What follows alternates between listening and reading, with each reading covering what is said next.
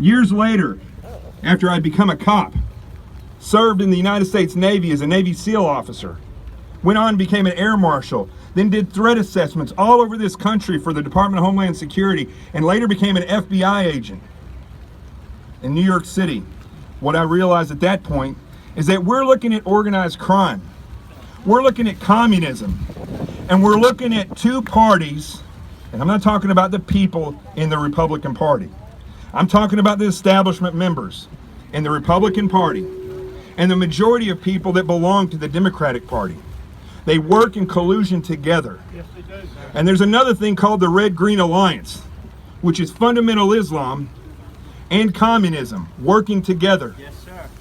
And you all need to know about this. If you say you're patriots, you should wake up every day and you should educate yourself on the reality of what's happening in this country. And if you're back there and you're an American citizen, you need to be doing the same thing. Yes. If you can hear my voice, I am a voice crying out in the world. Make the path straight for the Lord to travel and make freedom sustainable. Right now, what's happening is you're failing at your job. The founding fathers gave their lives. Soldiers gave their lives. Slaves gave their lives. Women gave their lives. Special interest people want to talk about what we should do for gay people. Gay people gave their lives for freedom. And now, it's going to die with you, the American citizenry, because you refuse to fight. You think you got to go to some far-off land to fight. The enemy is here. And for the first time in our history, the enemy was born here.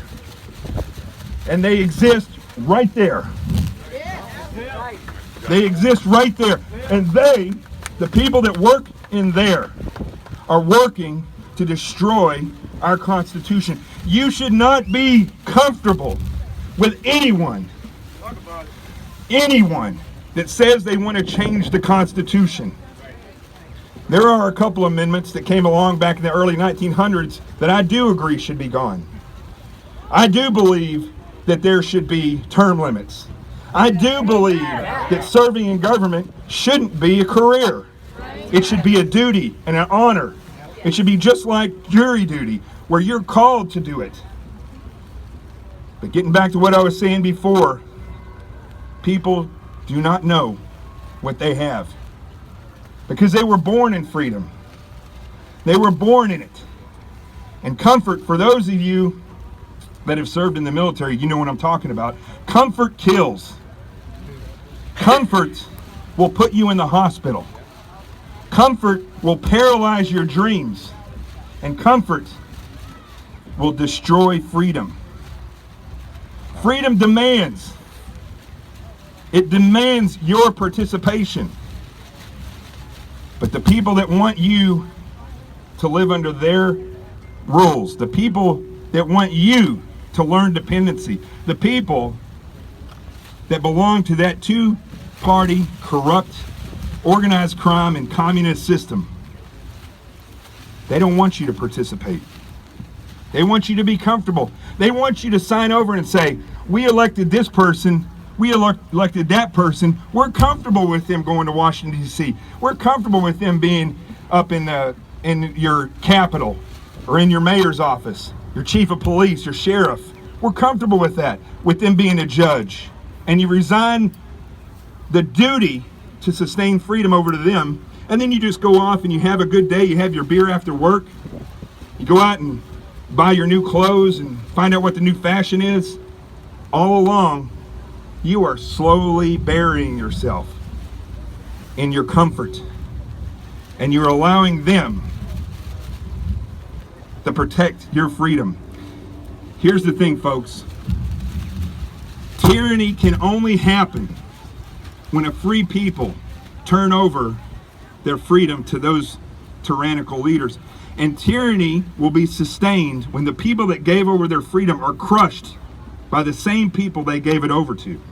Remember that. This may sound like over-the-top stuff. Maybe not to this group, but if other people are back here listening, it may seem over the top. But trust me, folks, I worked in the government for over 15 years on official duty. I didn't realize what I was looking at until I stepped out of it. And it gets worse every year, but you're indoctrinated every year to accept a little bit more. Accept a little bit more. It's okay, don't worry.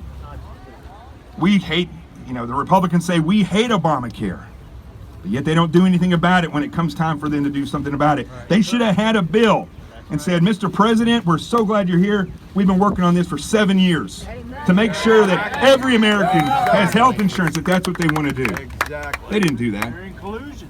They're in collusion. You need to realize it's not a swamp. This is a cesspool. I've been saying this for a long time before President Trump. A swamp is an ecosystem. Those of you that have been through ranger school or any type of training where you got to go through a swamp, a swamp is an ecosystem. There's stuff in there that will devour you.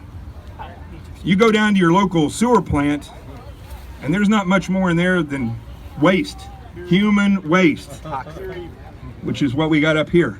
Human waste. So I'm going to leave you with this. Look at this. The Lord wanted me to speak. He opened up the skies. I want to leave you with this. I want you to think about this. You see how I got you all on the line right here? This is what it's going to take. You all are the modern day Johnny Appleseeds. You go out. You plant the seeds. You're the ones that will change the world. Remember, the founding fathers set something in motion. They gathered the tools together. They started the fire. But just like a samurai sword, where they take the materials, they put them in the fire, they put them in the water, they put them in the fire, they hammer it, they flip it over, they hammer it, they put it in the fire some more. This goes on for a long process. It's called forging. This country is being forged. The founding fathers founded it. They fought for it. They established it. But they did not go through the forging process. That is happening now. And the only way it's going to be sustained is if the American people do what you're doing right now. If you stand together, it doesn't matter if you're in the front row or if you're in the back row or if you're on the left or the right. It doesn't matter. The fact is, if you stand together, We got one.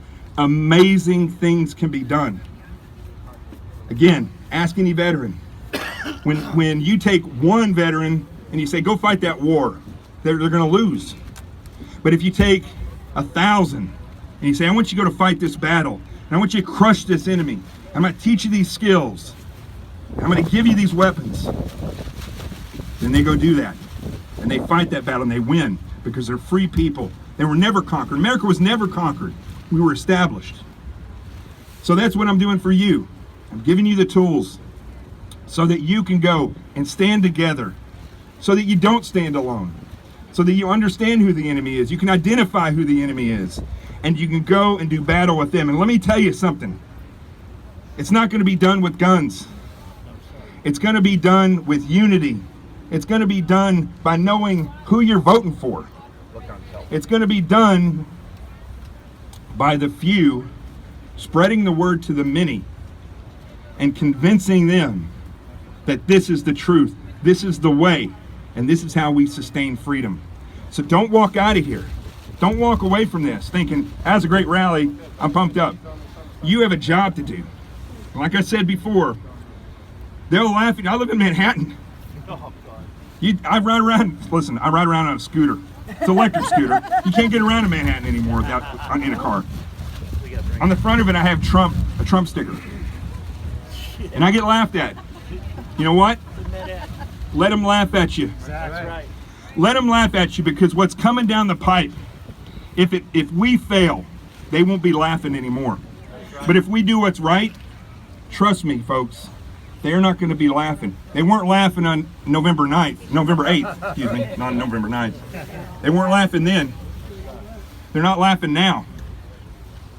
So don't allow people that don't believe in what you believe, that don't see what you see, don't allow them to kill your motivation. Don't allow them to walk all over you. And also, don't waste too much time on people that want to challenge you and not listen. Don't worry about those people. Move on to the next one. Farmers, they don't Farmers don't go down a row and get fixated on one seed. Farmers continue to plant, and then they harvest that. And then they feed their families with it, and they feed America. And that's what you're going to do. All right, so I'm going to leave you with this. I know we got to go. I want you to imagine right now that the founding fathers of this country are standing around with us here. And standing amongst you right now with angry faces, they're saying to you that we provided you with the vessel of freedom. And only you could sustain that freedom. But now, that freedom and the vessel that it came upon, the great Constitution of this country, are at risk of dying with you. Because all this country wants to do, and all the American people want to do, and all the politicians want to do, is serve their self. And they've forgotten about the tyranny that our founding fathers fled from. Let's go just a step further. Imagine all those that have fallen in battle are also standing around you right now. And they're looking down at you with confused faces. And they're saying to you, we gave our lives for you. And only you could sustain the freedom for future generations. But that freedom is at risk of dying with you, because all anybody wants to do is serve themselves. And let's not forget about the enslaved and the oppressed. If it wasn't for our Constitution, those people would still be enslaved and oppressed. They're enslaved and oppressed in other countries because they don't have our Constitution. But our Constitution, the founding fathers set a series of events in motion that would allow them to eventually be free. Now imagine that they're standing with us here today. And they're looking down at us with confused faces and sad faces. And they're saying, we gave our lives for you. But only you can ensure that our legacy lives forever. And now our legacy and your freedom and the great Constitution are at risk of dying with you. And so I ask you, have you taken the oath? You don't have to be in office to take that oath, to sustain and defend the Constitution. Are you ready to stop being comfortable? Are you ready to stop putting people, even this president that's in the White House now, to stop putting people in office and saying, they got it, because they don't got it? You must hold every single person that gets elected to the fire. And if they don't do their job, you get rid of them. Recall them. Recall them. Find somebody else. There's plenty of people out there. And they don't have Democrat and Republican behind their name. They have American citizen behind their name. They have veteran behind their name. They have doctor, not attorney. We don't need any more of those. They have truck driver. They have nurse, paramedic, fireman, cop, biker. Listen, there's more veterans that are bikers than exist in this building back here. And I don't see anything going wrong with these guys. We need more bikers and veterans in the Capitol building. All right, so folks, that's the signal. Lord's telling me to get out of here. It's going to rain. A frogman can sense when water is coming. So I'll leave you with this, folks. Be proud of who you are. This crowd doesn't have to be big. It doesn't have to be gigantic. It doesn't have to reach down there. Those are called the masses. And the only thing that's different between the masses and zombies is that zombies walk with their arms straight out. The masses do what they're told. They see what they're told. They act the way they're told to act.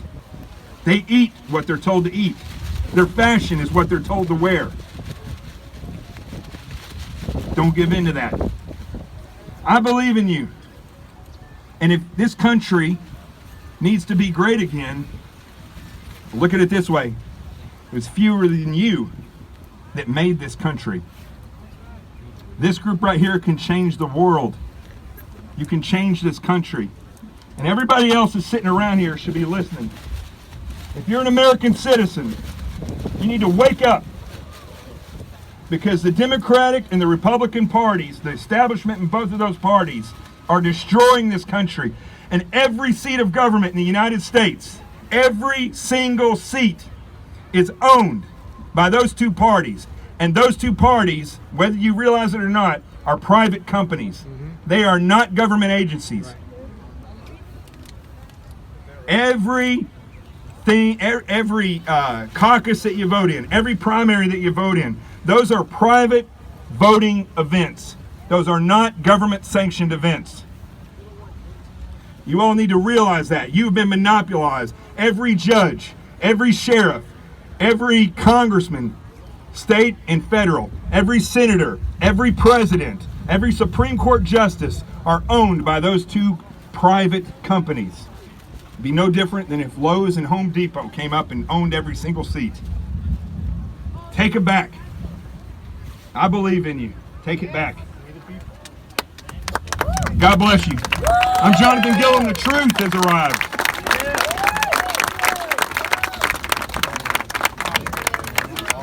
Yeah. Can we talk?